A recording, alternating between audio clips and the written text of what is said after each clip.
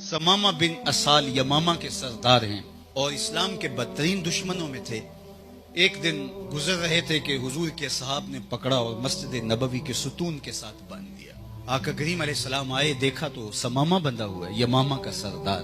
تو گزرتے ہوئے رکے اور اتنا پوچھا کہ سمامہ سنا کیا حال ہے؟ انہوں نے جو جواب دیا وہ یہ تھا کہ اگر آپ مجھے قتل کر دیں تو میرا قتل رائے گاہ نہیں جائے گا، اور اگر آپ میرے عوض کچھ مال لینا چاہیں تو آپ حکم کریں، میں کوئی کنگال شخص نہیں ہوں کہ میں اپنا فدیہ نہ دے سکوں، اور اگر آپ مجھے یوں ہی چھوڑ دیں تو احسان فراموش نہیں نکلوں گا، خاندانی شخص ہوں، اس کا بدلہ چکاؤں۔ حضور علیہ السلام نے کچھ نہیں کہا، تشریف لے گئے۔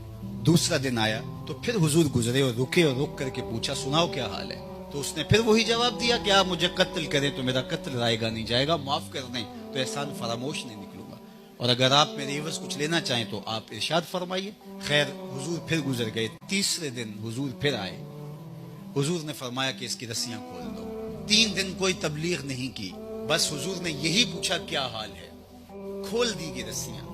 اب سمامہ بن اسال یمامہ کا سردار کہتا ہے کہ میں قدم باہر کو اٹھاتا ہوں لیکن میرے قدم اندر کو اٹھتے ہیں۔ خیر میں ایک چشمہ تھا، وہاں میں نے غسل کیا اور واپس پلٹا، کنویں پہ غسل کر کے واپس آیا اور حضور کی خدمت میں پہنچا تو حضور نے کہا کہ تم واپس پلٹ آئے ہو؟ کہا حضور مجھے اپنا غلام بنا لیجئے۔ حضور کے ہاتھ پہ بیعت اسلام کی۔ اب اسلام لانے کے بعد سمامہ بن اسال کے لفظ سنیے، وہ کہتے ہیں حضور مجھے اسلام لانے سے قبل اس کائنات میں سب سے معاذ اللہ برا شہر یہ شہر مدینہ لگتا تھا، اور آج میری کیفیت قلب یہ ہے اس شہر سے سونا شہر کوئی لگتا ہی نہیں ہے۔ اسی طرح جتنے بھی ادیان دنیا کے اوپر پائے جاتے ہیں، مجھے سب سے اگر کوئی ناپسندیدہ دین تھا تو وہ یہی دین تھا، اور اب مجھے سب سے محبوب دین دین اسلام لگتا ہے۔ اسی طرح حضور کے چہرہ نور کے بارے میں کہا کہ اب اس وقت مجھے کائنات کا سب سے سونا چہرہ آپ کا چہرہ انور لگتا ہے۔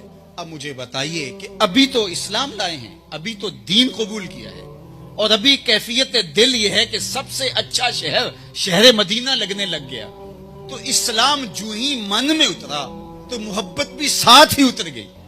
محبت کوئی الگ دیر سے گھر نہیں بناتی کہ پہلے اسلام اترے گا پھر محبت کی تبلیغ کی جائے گی اور محبت بھی ہوگی۔